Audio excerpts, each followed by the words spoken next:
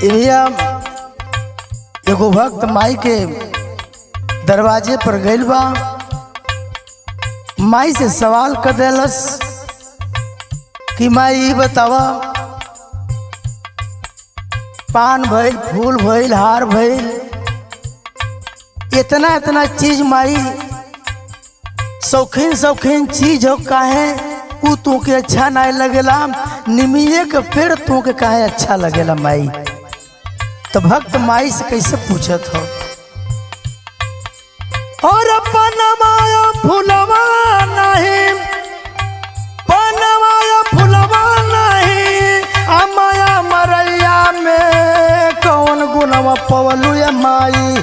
नीम के पतैया में कौन गुणवा पवलू ये माई?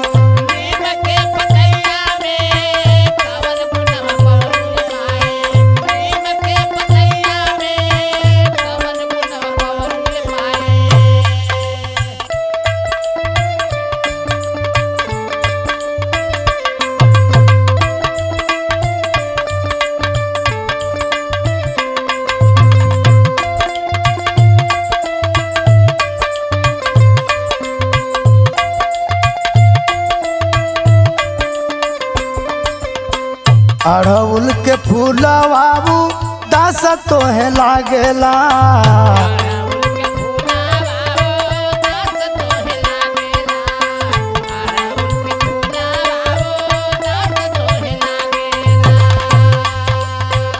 ई तरह गुलाब से प्यास तू हर जागेला।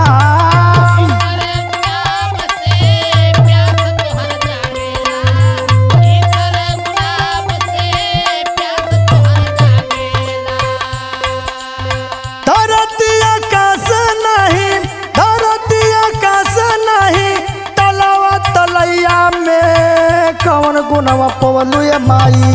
नीम के पतैया में कौन गुणवा पवलू ये माई?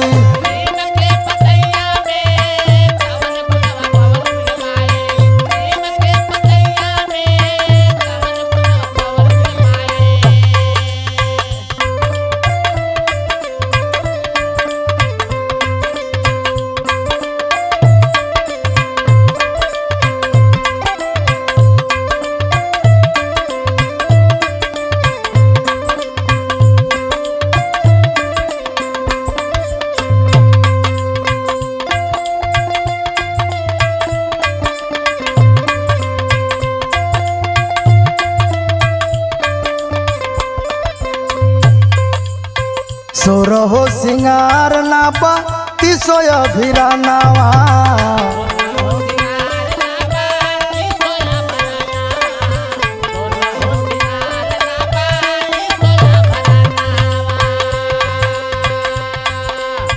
ठुमरिया कजरी नहीं भावे की रतनावा,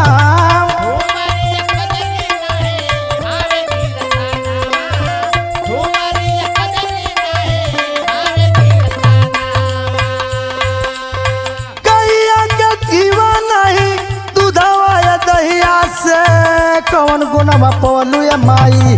नीम के पतैया में कौन गुणवा पवलू ये माई?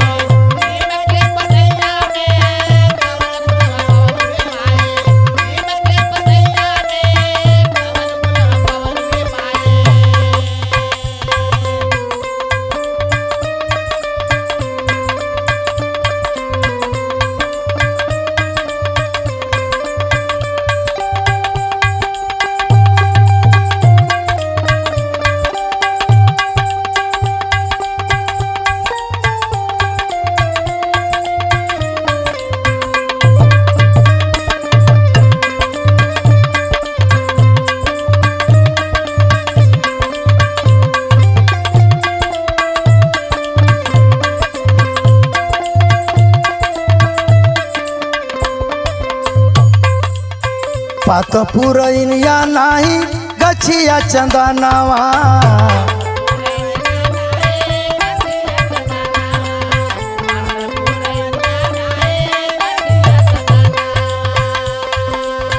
ऋतु बसंत नाही पुरुआ पवनावा,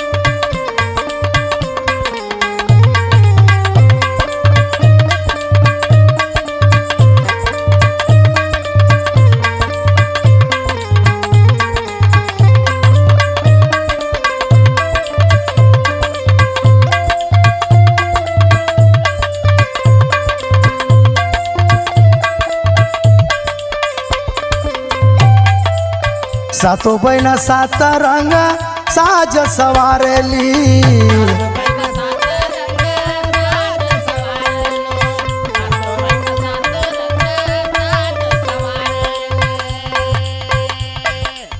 राम पल ख्याल कर नैना निहारेली।